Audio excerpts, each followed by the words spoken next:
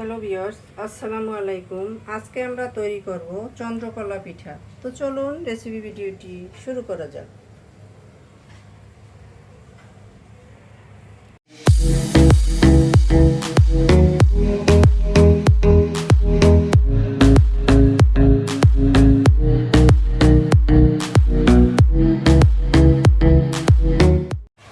শুরুতে এটা তৈরি করার জন্য এখানে আমি মেজারমেন্ট কাপের 2 কাপ আটা নিয়ে নিয়েছি। এখন দিয়ে দিচ্ছি স্বাদমতো লবণ, দিয়ে দিচ্ছি তৈল। আমি এখানে 2 টেবিল চামচের মতো তৈল দিয়ে দিলাম। এখন আমি লবণ আর তৈলটাকে আটার সাথে ভালোভাবে মিশিয়ে নিব।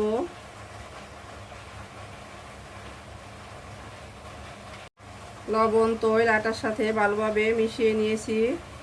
এখন আমি এর ভিতরে অল্প অল্প করে পানি দিয়ে একটা সফট ডো তৈরি করে নিব। পানিটা একত্রে দেওয়া যাবে না, তাহলে ডোটা খুব বেশি নরম হয়ে যেতে পারে।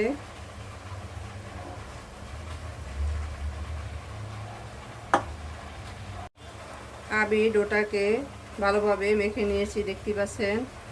এখন এর উপর দিয়ে কিছুটা তৈল মেখে দিচ্ছি, এতে করে এটার উপর দিয়ে ডেরাই হয়ে যাবে না। আমি এটাকে 10 মিনিটের জন্য রেস্টে রেখে দিব। তো ডেকে দিয়ে দিচ্ছি, ফিরে আসছি 10 মিনিট পরে। ডোটা রেস্টে রেখে দিয়েছি। এখন আমি এর জন্য একটা পুর তৈরি করে নিব। কিচেনে এসে চুলার প্যান বসিয়ে চুলাটা অন করে দিয়েছি। এর ভিতরে দিয়ে দিচ্ছি গুড়।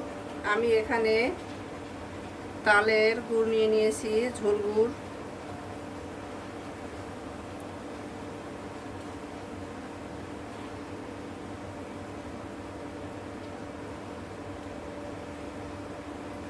আপনারা আপনাদের হাতের কাছে যে গুড় থাকুক সেটা নিয়ে নেবেন, অথবা চাইলে কেউ চিনিও নিয়ে নিতে পারেন।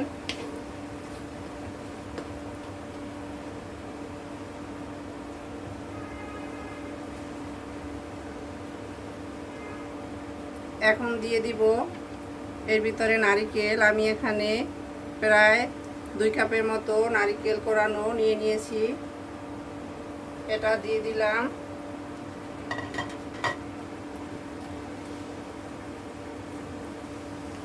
এটাকে আমি নেড়ে এটা পুর তৈরি করে নিব শুকনো শুকনো করে।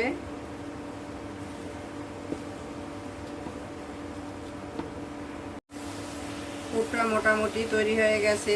এখন আমি এর ভিতরে দিয়ে দিচ্ছি গুঁড়া দুধ। হাতের কাছে গুঁড়া দুধ থাকলে অবশ্যই দেওয়ার চেষ্টা করবেন, এতে করে স্বাদটা ডাবল হয়ে যাবে। আমি এখানে কোনো গরম মশলা অ্যাড করিনি, তাহলে তালের গুড়ের যে একটা আসল ফ্লেভার সেটা নষ্ট হয়ে যাবে। আমাদের পুর ডান। এখন আমি এটাকে একটা বাটির ভিতরে নামিয়ে নিব। ফিরে এলাম 10 মিনিট পরে, ঢাকনাটা তুলে নিচ্ছি। দেখতে পাচ্ছেন আমাদের ডোটা সেট হয়ে গেছে। এটাকে আমি আরও কিছুক্ষণ মথে নিব। ডোটাকে আমি ভালোভাবে মথে নিয়েছি। এখন এটাকে একটা ফিরার উপরে নিয়ে নিব।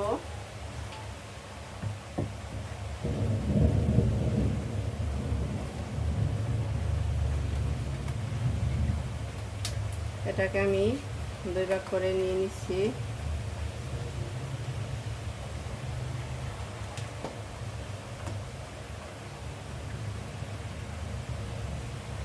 ছোট ছোট লিচি কেটে নিব, মানে ছোট না, একেবারে ছোট না, মোটামুটি রুটির সাইজের।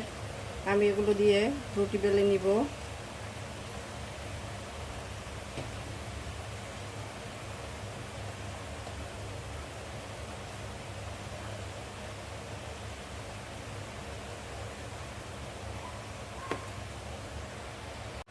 সামান্য আটা নিয়ে নিচ্ছি।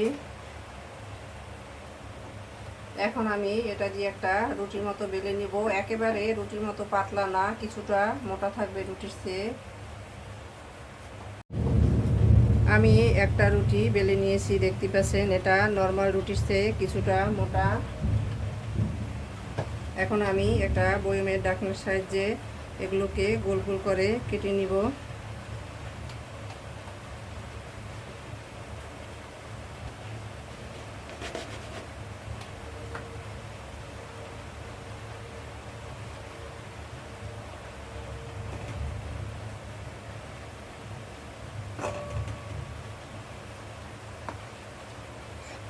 এখন এর ভিতরে আমি যে পুরটা তৈরি করে রেখেছিলাম তা দিয়ে দিচ্ছি।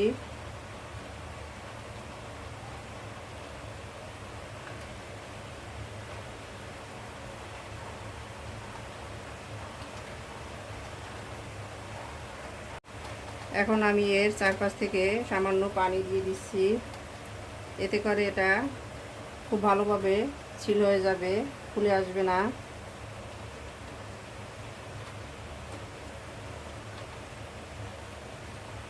অবশ্যই এভাবে ডিজাইন করে দিলে খুলে এমনি তো আসে না, তারপরও যেহেতু এখানে আমি গুড় দিয়ে পুরটা তৈরি করেছি, গুড়ের রসটা বেরোয় আসতে পারে, তাই সামান্য পানি দিয়ে আমি এটাকে লক করে নিয়েছি।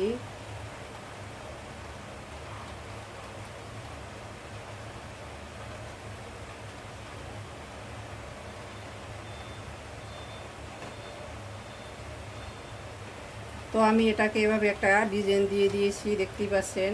তো আমি সবগুলো পিঠা একইভাবে এভাবে ডিজাইন করে ফিরে আসছি। আমি সবগুলো পিঠা একইভাবে তৈরি করে নিয়ে নিয়েছি, দেখতেই পাচ্ছেন। এখন চলে যাব কিচেনে। তো চলুন কিচেনে যাওয়া যাক। কিচেনে এসে চুলায় আমি একটা প্যান বসিয়ে পর্যাপ্ত পরিমাণে তৈল দিয়ে দিয়েছি। এখন অপেক্ষা করব তৈলটা গরম হওয়ার জন্য। তৈলটা গরম হয়ে আসছে, আমি এখন পিঠা দিয়ে দিচ্ছি। তৈলটা খুব বেশি গরম করা যাবে না, মিডিয়াম আছে এটা ফ্রাই করতে হবে।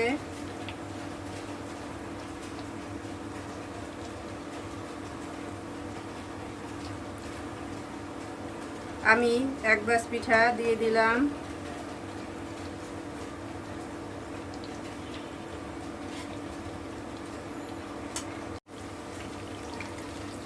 পিঠাগুলোকে উল্টে দিচ্ছি, দেখতেই পাচ্ছেন হালকা ব্রাউন কালার এসেছে।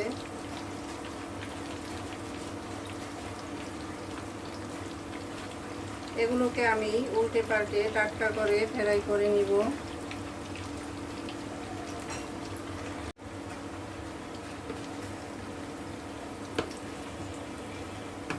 দেখতেই পাচ্ছেন পিঠাগুলো খুব সুন্দর একটা কালার এসেছে। আমি এগুলোকে উল্টে পাল্টে টাটকা করে ফ্রাই করে নিয়েছি। এখন এগুলোকে তুলে নিচ্ছি।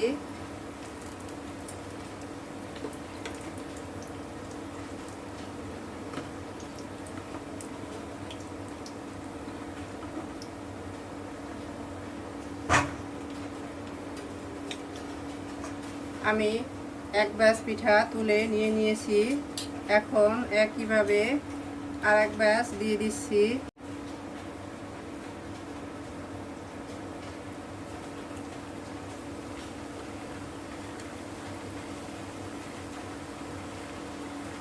আরও এক ব্যাচ পিঠা আমি দিয়ে দিলাম। তো সবগুলো পিঠা একইভাবে ফ্রাই করে ফিরে আসছি।